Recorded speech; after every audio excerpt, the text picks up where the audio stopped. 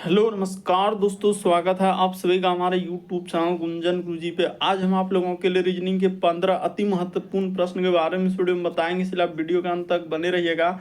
इस वीडियो में आपको किस तरीके के प्रश्न के बारे में बताएंगे, देखिए जैसे वनस्पति विज्ञान का संबंध लिखा है पौधे, तो उसी प्रकार से कीट विज्ञान का संबंध क्या है, क्वेश्चन मार्क है, तो उस क्वेश्चन मार्क की जगह पर पक्षी, पौधे, कीड़े, सर्प कौन सा होना चाहिए। इसी तरीके से दिया है श्रृंखला को पूरा करें, जैसे 3 यहाँ पर है 3, उसके बाद 15 क्वेश्चन मार्क, उसी प्रकार से 63, 99, 143। तो आगे जो सीरीज दिख रहा है इस क्वेश्चन मार्क की जगह पर क्या आएगा।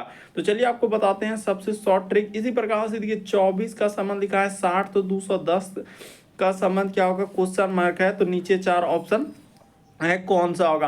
और ये प्रैक्टिस सेट हम लोगों का 10 है, जिससे इससे पिछला प्रैक्टिस सेट नहीं देखे हैं तो चैनल पे जाकर वीडियो सेक्शन में देख सकते हैं, सारे पार्ट आपको मिल जाएंगे और बिल्कुल आपको शॉर्ट ट्रिक से बताएंगे। चलिए चलते हैं पहले नंबर क्वेश्चन से। तो वीडियो स्टार्ट करने से पहले बहुत सारा स्टूडेंट पूछते रहते हैं कि रीजनिंग के लिए बुक बता दीजिए, तो अग्रवाल एग्जाम कार्ड का दोस्तों रीजनिंग का सबसे बेस्ट बुक है, क्योंकि इसमें जितने भी चैप्टर है सारे चैप्टर को टाइप वाइज और बेसिक और शॉर्ट ट्रिक से समझाया गया है। और अभी देखिए बहुत बड़ा सेल चल रहा है, रिपब्लिक डे का सेल चल रहा है, जो 45% का आपको डिस्काउंट मिल जाएगा, बशर्ते आपको कूपन कोड सैल्यूट अप्लाई करना है, यानी बुक को परचेज करते समय। और ये कब तक है, तो आज इसका यानी कि 25 से लेकर 31 जनवरी तक ऑफर चल रहा है। लिंक वीडियो के डिस्क्रिप्शन में दिया गया है परचेज करने का। और सबसे अच्छा बुक है, क्योंकि जितने भी चैप्टर है सारे, मतलब जितना भी चैप्टर से सवाल पूछे जाएंगे हर एक चैप्टर को इस बुक में कवर किया गया और हर एक चैप्टर को टाइप वाइज इसमें बताया गया है। तो अभी बहुत बड़ा सेल चल रहा है, तो 45% का आपको डिस्काउंट मिल जाएगा, तो जरूर परचेज कर लेंगे, क्योंकि बहुत सारा स्टूडेंट पूछते रहते हैं। हर जगह पर उपलब्ध है, अमेजन, फ्लिपकार्ट या इसका खुद का वेबसाइट, तो यहाँ पर दिया गया है। ये देखिए वेबसाइट इस जगह पर आपको दिख जाएगा, यहाँ पर वेबसाइट पे, तो हर जगह पर उपलब्ध है, जरूर परचेज कर लेंगे।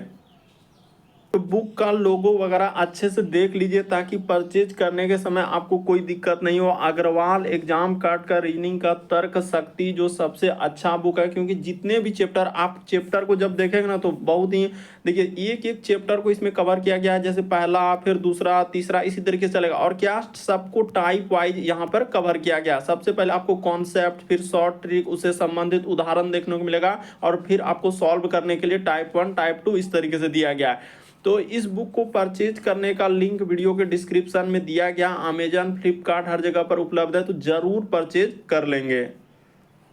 तो चलिए वीडियो स्टार्ट करते हैं दोस्तों पहले नंबर क्वेश्चन से। देखिए पहला क्वेश्चन दिया है कि वनस्पति विज्ञान का संबंध पौधे लिखा है, तो उसी प्रकार से कीट विज्ञान का संबंध क्या है, क्वेश्चन मार्क है, तो उस जगह पर इन चारों ऑप्शन में से कौन सा का। पेन पेपर लेके बैठेंगे, सॉल्व करते हुए चलेंगे और जरूर कमेंट करके बताएंगे कितने प्रश्न आपके सही हो पाए।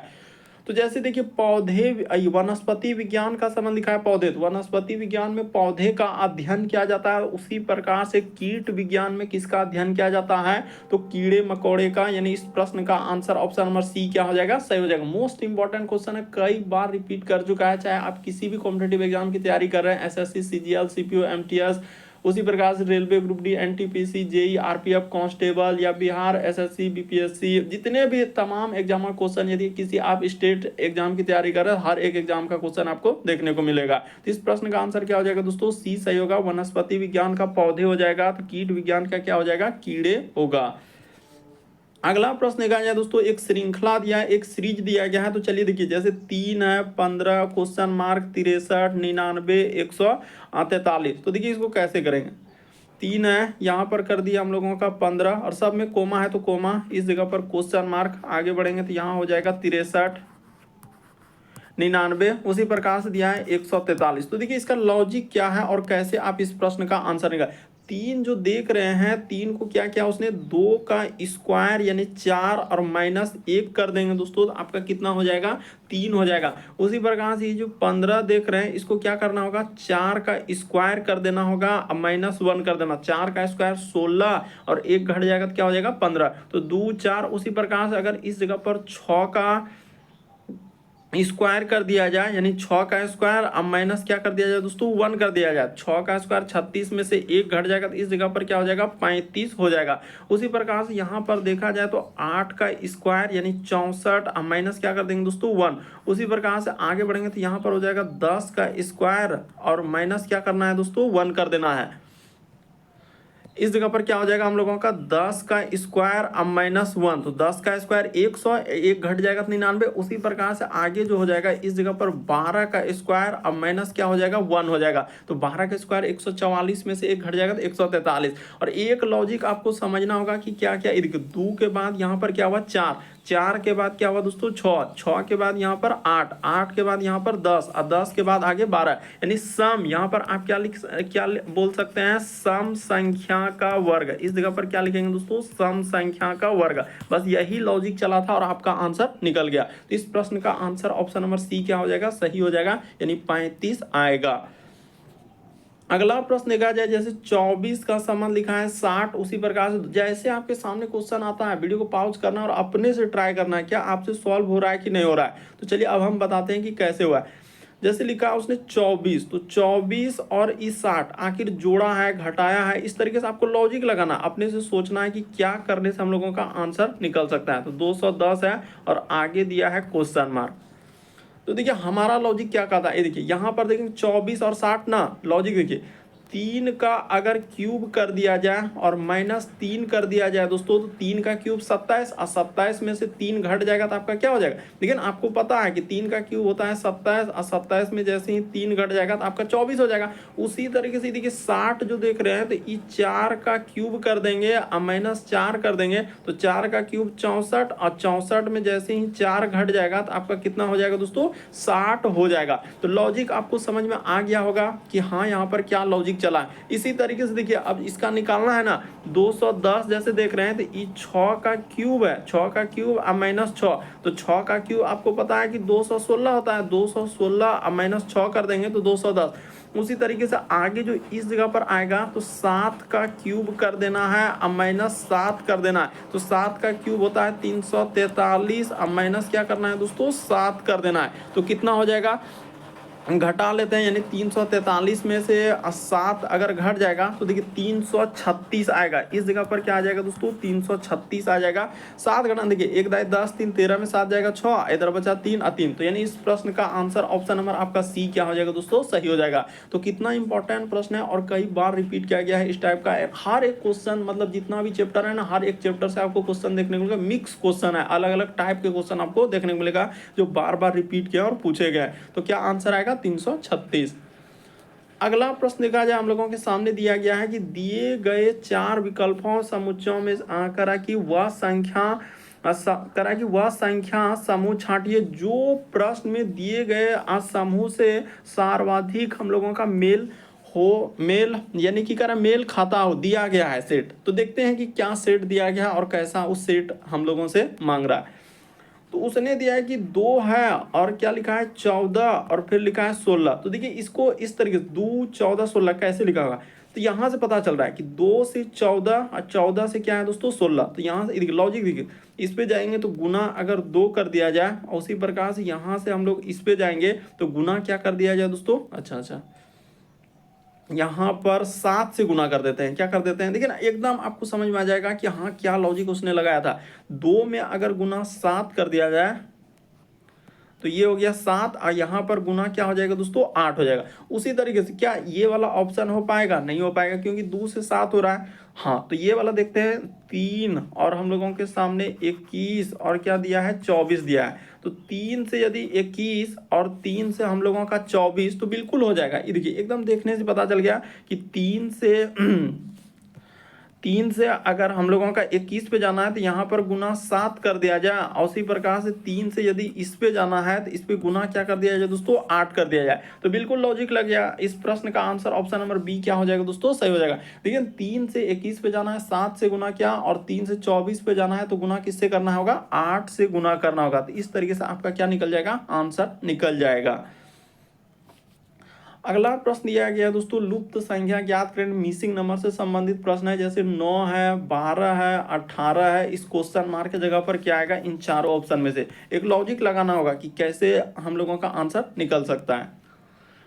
तो देखिए आप ऐसे कर लीजिए, सबसे बेस्ट तरीका क्या है, यहाँ पर ऐसे लिख लीजिए 9, उसके बाद हो जाएगा 12, उसी प्रकार से यहाँ पर दिया गया 18, उसी तरीके से क्या है दोस्तों, क्वेश्चन मार्क। ऐसे ही कर लीजिए, सबसे अच्छा तरीका है कि 9 से यदि आप 12 पे जाएंगे तो प्लस कितना करना होगा, 3 करना होगा। 12 से 18 पे जाएंगे तो प्लस कितना करना होगा, 6 करना होगा। उसी प्रकार से आगे चलेंगे, 3 6, अगर यहाँ पर 9 कर दिया जाए तो आपका कितना हो जाएगा दोस्तों, 27 आ जाएगा। लेकिन वही काम हुआ है कि 9 से 12 पे जाना है तो यहाँ पर आपको प्लस आपको 3 करना होगा। 12 से 18 पे जाएंगे तो यहाँ पर प्लस आपको 6 करना होगा, और आगे जो जाएंगे इस जगह पर कितना करना होगा, प्लस 9 करना होगा। तो ऐसे भी कर सकते, जैसे भी मन आपका कर सकते हैं। तो क्या आ जाएगा, इस प्रश्न का आंसर 27 आएगा। दोनों तरीका से, या तो खोल के बनाइए या उसी में कीजिए, तो आपका क्या आंसर निकलेगा, 27 निकलेगा।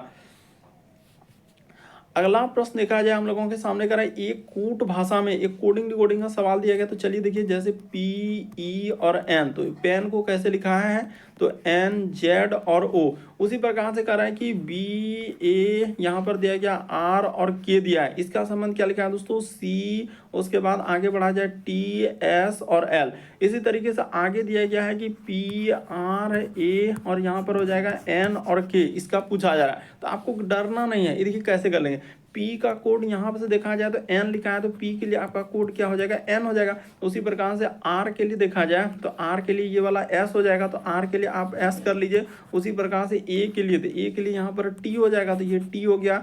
उसी प्रकार से एन के लिए, तो एन के लिए यहाँ पर ओ दिया है तो ओ हो जाएगा। उसी प्रकार से के के लिए, तो के के लिए एल है, तो क्या हो जाएगा दोस्तों, एल हो जाएगा। तो देखिए इस प्रश्न का आंसर हम लोगों का एन एस, तो एन, उसके बाद आना चाहिए एस टी ओ एल। तो देखिए ऑप्शन नंबर सी क्या हो जाएगा, इस प्रश्न का आंसर हो जाएगा, यानी एन एस उसके बाद टी ओ एल, यानी कोडिंग डिकोडिंग का इस प्रश्न का आंसर क्या होगा, सी सही होगा।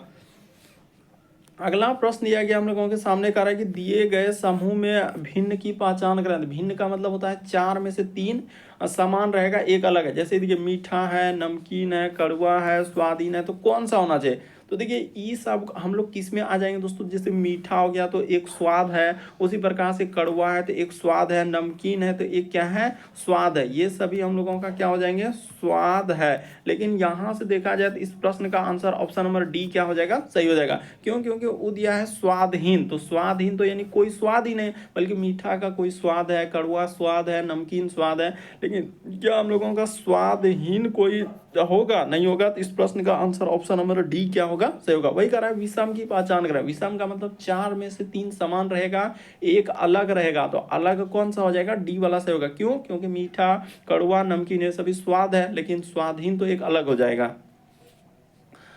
अगला प्रश्न दिया गया है कि निम्नलिखित में से किस उत्तर आकृति में दी गई प्रश्न आकृति हम लोगों का निहित है। यानी ये वाला जो फिगर देख रहे हैं, ए में, बी में, सी में, डी में, कौन सा ऑप्शन में आपको नजर आ रहा है। तो चलिए हम लोग ढूंढने का प्रयास करते हैं, देखते हैं कि किस ऑप्शन में आ रहा है। यहाँ से अगर ऐसे कर दिया जाए और उसी तरीके से जैसे कि ये वाला को यहाँ से हम लोग निकाल देते हैं, देखते हैं मिलता है कि नहीं मिलता है। मान के चलिए कि यहाँ से ले लिए और ये वाला को यहाँ से ऐसे ले लिए, ठीक है, और ये वाला को यहाँ से ले जाकर और यहाँ कर दिया जाए तो बिल्कुल हम लोगों का मिल जाएगा। यानी पहला ही ऑप्शन क्या हो जाएगा दोस्तों, इस प्रश्न का आंसर हो जाएगा, बाकी कहीं आपको नज़र नहीं आएगा। एक बार आप अच्छे से प्रयास करेंगे ढूंढने का, यहाँ से फिर हम लोगों के सामने इस तरीके से इस पे ले जाएं। देखिए सबसे पहले इस तरीके से हो गया, और उसी तरीके से ये वाला क्या हो जाएगा दोस्तों, यहाँ पर, और ये वाला को अगर यहाँ से ले जाकर ऐसे कर देंगे ना तो सारा सारा हम लोगों का ये वाला बन रहा है। बहुत सारा स्टूडेंट यहाँ पर कंफ्यूजन करने लगते हैं, तो आप अच्छे से डार्क करके बनाइए, देखिए आपको समझ में आ जाएगा कि हाँ यही वाला फिगर वहाँ पर है, इस तरीके से क्या हुआ है और इस तरीके से। तो कौन सा हो जाएगा, ऑप्शन नंबर ए क्या हो जाएगा दोस्तों, सही हो जाएगा। थोड़ा ध्यान से देखेंगे तो आपको बिल्कुल समझ में आएगा, कंफ्यूजन नहीं होना है ए बी सी डी में। अगला प्रश्न दिया गया हम लोगों के सामने, देखिए कह रहा है कि संध्या जो है ए से बी तक हम लोगों का चलती है और 2 किलोमीटर दूरी तय करती है। तो देखिए इसको ऐसे यहाँ पर कभी नहीं लिखा है कि पूरब चल रहा है कि पश्चिम चल रहा है, तो कोई दिक्कत नहीं है। ए से बी तक आप ऐसे चल दीजिए कि ए से बी तक मान के चलिए कि यहाँ से स्टार्ट किया है और फिर 2 किलोमीटर चलता है, फिर वह बाईं ओर मुड़ता है। तो अच्छा यहाँ से ऐसे नहीं होगा, यहाँ से चल देते हैं। ए से वो बी की ओर चलता है, करे ए से बी तक चलता है और 2 किलोमीटर, मान के चलिए यहाँ से यहाँ तक चला है तो ये बी दूरी हो गया और 2 किलोमीटर चला, इतना दूरी 2 किलोमीटर चलता है। फिर वह बाईं ओर मुड़ता है और बाईं ओर करे कि फिर वह बाईं ओर 90 यानी फिर वह 90 डिग्री पर बाईं ओर मुड़ता है, तो बाईं ओर मुड़ेगा 90 डिग्री यानी समकोण। तो इस तरीके से यहाँ तक दूरी हो गया 8 किलोमीटर और सी पर पहुंच जाता है, ये सी पर पहुंच जाता है। फिर वहां से वह बाईं ओर मुड़ता है और डी पर पहुंच जाता है यानी 5 किलोमीटर चलता है। तो मान के चलिए यहाँ से यहाँ तक दूरी ले लेते हैं, ये हो गया 5 किलोमीटर और किस पे पहुंच रहा है, डी पर। उसने क्लियर किया है, देखिए ना कि वहां से फिर वह 90 डिग्री बाईं ओर मुड़ता है और डी पर पहुंच जाता है 5 किलोमीटर। फिर वह हम लोगों का 90 डिग्री बाईं ओर मुड़ता है और 8 किलोमीटर चलता है। फिर से तो 90 डिग्री मोड़ देते हैं, यहाँ से हम लोगों का यहाँ पर आ जाएगा यानी इतना दूर आ जाएगा ये वाला दूरी, और 8 किलोमीटर चलता है और किस पे पहुंच जाता है, तो ई पे पहुंच जाता है। तो ये हम लोगों का हो गया ई पर वो पहुंच गया, यहाँ तक ई पर पहुंच गया। तो अब आपसे क्या पूछा है, ए और ई के बीच की दूरी, तो आराम से निकाल लीजिए, इसमें क्या दिक्कत है।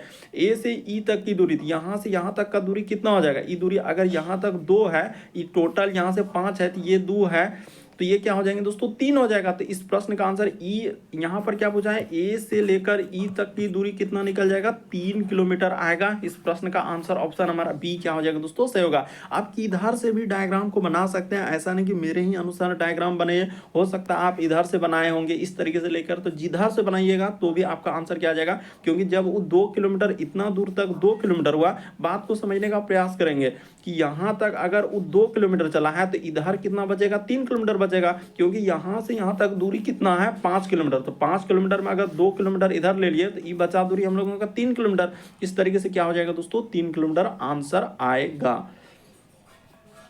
अगला प्रश्न देखा जाए कर रहा है कि देखिए कल अलग अलग निशान का दिया गया, यानी इस तरीके से जो सिंबल है तो इसका हम लोगों के सामने क्या दिया है, इसका कर जोड़ लेने के लिए, तो ठीक है।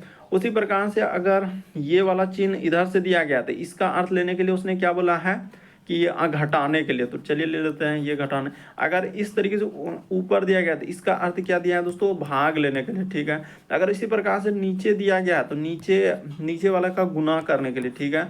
और इस तरीके का सिंबल दिया गया, मान के लिए इस तरीके का, तो इसका सिंबल का क्या दिया है, बराबर लेने के लिए, बराबर है। तो चलिए अब देखते हैं पहला ही ऑप्शन, दूसरा ऑप्शन, तीसरा ऑप्शन, एक एक ऑप्शन को उठा। पहला ऑप्शन देखते हैं, यहाँ पर 2 हो गया। अगर इस जगह पर मान के चले हमने 2 ले लिया, फिर नीचे वाला केस में क्या दिया है, तो नीचे वाले केस में है गुना, तो गुना हो जाएगा। यहाँ पर हमने 5 ले लिया, उसके बाद दिया गया ये वाला का चिन्ह का मतलब क्या दिया है, यहाँ पर माइनस दिया, तो माइनस यहाँ पर हो जाएगा 6। फिर इसी तरीके से इधर दिया गया हम लोगों के सामने प्लस यहाँ पर 2, ठीक है, प्लस 2, और ये वाला का दिया गया हम लोगों का बराबर यहाँ पर 6। तो देख लेते हैं होता है कि नहीं होता है। तो 5 गुना 2 कर देंगे तो यहाँ पर 10 हो जाएगा, माइनस क्या हो जाएगा हम लोगों का 6 हो जाएगा, अब प्लस क्या हो जाएंगे 2 हो जाएगा, अब प्लस इधर बराबर क्या हो जाएगा 6। तो 10 पहले जोड़ लीजिए, 10 2 12, तो 12 में से जैसे ही 6 घट जाएगा तो आपका क्या हो जाएगा दोस्तों 6 हो जाएगा। तो बिल्कुल इस प्रश्न का आंसर पहला वाला ही क्या हो जाएगा, सही हो जाएगा। इसमें कंफ्यूजन है क्योंकि अलग अलग टाइप के क्वेश्चन बार बार रिपीट किया है, सब क्वेश्चन आपके TCS और भी अलग अलग एजेंसी जो कराए हैं सब एग्जाम का क्वेश्चन है। तो इस प्रश्न का आंसर ए वाला क्या हो जाएगा दोस्तों, सही होगा। अगला प्रश्न देखा जाए हम लोगों के सामने दिया गया है, चलिए चलते हैं 11 नंबर क्वेश्चन पे। कह रहा है ए और बी बहन है, तो ए और बी मान के चलिए इस जगह पर लेते हैं, ए और बी बहन है, यानी ए और बी बहन। एक क्लियर है कि महिला जेंडर के लिए आपको माइनस लगा देना है, पुरुष जेंडर के लिए प्लस।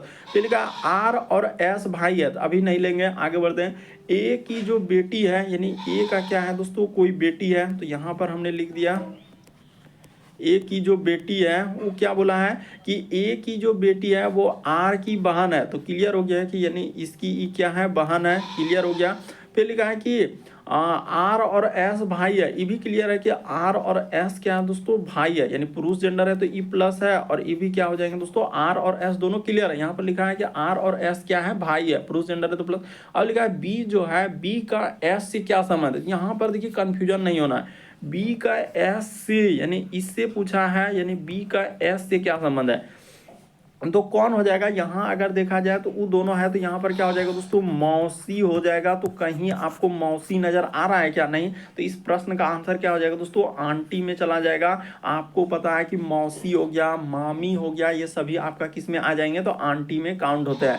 तो कभी देखिए ऑप्शन में ऐसा नहीं रहेगा, अगर मौसी रहता तो मौसी ही रहता, अगर मौसी नहीं दिया तो किस में जाएगा, आंटी में। कभी कभी देखिए मौसी हो सकता है, यानी कि मामी भी आएगा तो वो भी आंटी में ही काउंट होता है, यानी आंटी में ही हम लोग उसको ले जाते हैं। तो क्या हो जाएगा इस प्रश्न का आंसर डी। देखिए मौसी आंसर होना चाहिए, बट मौसी है नहीं, लेकिन आंसर क्या हो जाएगा, आंटी, क्योंकि मौसी इसी में आ जाएगा। देखिए हम लोग जैसे बोलते हैं कि आंटी में मौसी हो गया, मामी हो गया, ये सब इसी में काउंट हो जाता है। तो क्या हो जाएगा इस प्रश्न का आंसर डी। कंफ्यूजन नहीं होना है कि आप कैसे बोल रहे हैं कि यहाँ आंटी हो जाएगा जबकि ए भी बहन है। तो देखिए मौसी हुआ तो मौसी को हम लोग आंटी में ही, क्योंकि इंग्लिश में जो है ना सबका, जैसे मामी हो गया, मौसी हो गया, तो इंग्लिश में क्या होता है वो आंटी में ही आ जाते हैं। इसीलिए इस प्रश्न का आंसर डी वाला सही होगा। अगला प्रश्न दिया गया है दोस्तों हम लोगों के सामने 12 नंबर क्वेश्चन कर रहा है, ए बी सी डी एक बेंच में है, उनमें से ए और बी के बराबर है। देखिए कैसे कैसे दिया है, ए बी के बराबर बैठा है, फिर लिखा है कि सी डी के बराबर में है, डी ई के पास नहीं बैठा है क्योंकि ई बेंच के बाएं किनारे पर बैठा है, सी का स्थान दाईं ओर से दूसरा है, ए जो है बी और ई के दाईं ओर बैठा है, लेकिन ए और सी साथ बैठे हैं तो एक ही स्थान पर। तो देखिए आपको कंफ्यूजन, इतना बड़ा क्वेश्चन लगता है कि बहुत बड़ा है, तो वैसा कुछ नहीं है। तो देखिए इसको हम लोग कैसे करेंगे, सबसे पहले यहां से शुरू करें। ए बी के बराबर है, यहां लिखा है एक कंडीशन ए बी के बराबर है, फिर लिखा है सी डी के क्या है, बराबर है, ठीक है। डी ई के पास नहीं बैठा है, ई बेंच के बाएं, ये देखिए यहां से क्यों यहां लिखा है, क्योंकि ई बेंच के पास नहीं बैठा है, क्योंकि ई बेंच के बाएं किनारे पर बैठा है।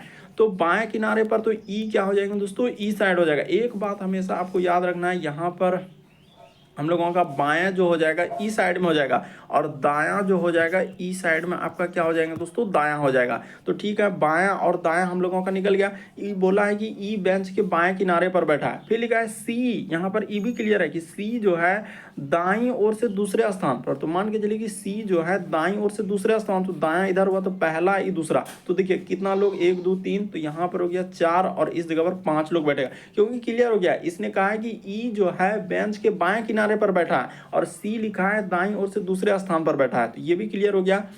अब आगे बढ़ते हैं, यहाँ लिखा है ए जो है हम लोगों का, ए जो है बी और ई के दाईं ओर है, यानी ए जो है हम लोगों का बी और ई के। तो देखिए इस बात को क्लियर कर लेंगे, ए यहाँ पर हो जाएगा, यानी बी और ई के दाईं ओर बैठा है, उसने क्लियर किया। देखिए ना ए जो है हम लोगों का बी और ई के दाईं ओर, तो बैठा दिए। अब हम लोगों के सामने एक लोग बचा है, तो कौन बचा है, सी डी के बराबर है, तो सी डी के बराबर हो जाएगा। फिर लिखा था ए बी के बराबर, देखिए ए बी के बराबर हो गया, सी डी के भी बराबर हो गया। बराबर का मतलब एक जगह पर बैठा है, तो वो दोनों हो गया। फिर डी ई के पास नहीं बैठा है, तो ये भी क्लियर हो गया, डी ई के पास नहीं बैठा है। अब पूछा है ए, सबको बैठा दिया हमने। अब पूछ रहा है कि तब ए का स्थान क्या है, तो ए क्या है, बी और सी के बीच में है। तो इस प्रश्न का आंसर ऑप्शन नंबर बी क्या हो जाएगा दोस्तों, सही हो जाएगा। ए जो है वह किस स्थान में है, तो बी और सी के बीच में, इन दोनों के बीच में है। तो क्लियर हो गया, इस प्रश्न का आंसर क्या हो जाएगा, बी सही होगा। अगला प्रश्न दिया गया है 13 नंबर क्वेश्चन करा कि दिए गए समूह में विषम की पहचान करें। विषम रहे, भिन्न रहे, या अलग रहे, या इनमें से छांटिए। तो इन सभी का मतलब एक ही होता है, तो इनमें से क्या है दोस्तों, कुछ ना कुछ अलग होगा। तो देखिए कि कौन सा अलग होगा, एक इनमें से अलग होगा। तो सबसे पहले हम लोग क्या देखते हैं, वर्ग देखते हैं, फिर क्या देखते हैं दोस्तों, घन देखते हैं, या तो फिर आप क्या देख सकते हैं, अभाज्य संख्या देख सकते हैं। इस तरीके से अभाज्य संख्या, यदि वो भी नहीं मिले तो आपको लगाना होगा सम, और क्या लगाना होगा, विषम लगाना होगा। तो सम और विषम लगाएंगे, सम और विषम। उसी प्रकार से आगे बढ़ेंगे तो फिर आपको क्या लगाना होगा दोस्तों, विभाज्यता का नियम लगाना होगा। तो ये सब नियम है, यानी पहला नियम, दूसरा, इस तरीके से ये हो गया तीसरा, फिर चौथा। फिर आपका एक और नियम आता है अंकों पर आधारित। क्या नियम आता है, अंकों पर आधारित, अंकों का गुना, अंकों का जोड़, इस तरीके से। तो देखिए अब हम बताते हैं क्या हुआ है। देखिए यहाँ से अगर लॉजिक देखेंगे ना, तो सबसे पहले देखिए 42 गुना 3 कर देंगे, तो 42 गुना 3 इस जगह पर कर लीजिए। 42 गुना 3 करेंगे तो आपका कितना हो जाएगा, 126 हो जाएगा।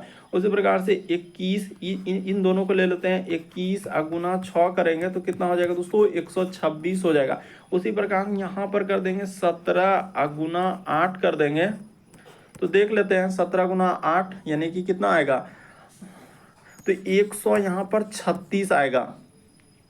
और उसी प्रकार से यहाँ पर 14 गुना 9 करेंगे तो क्या हो जाएंगे दोस्तों 126।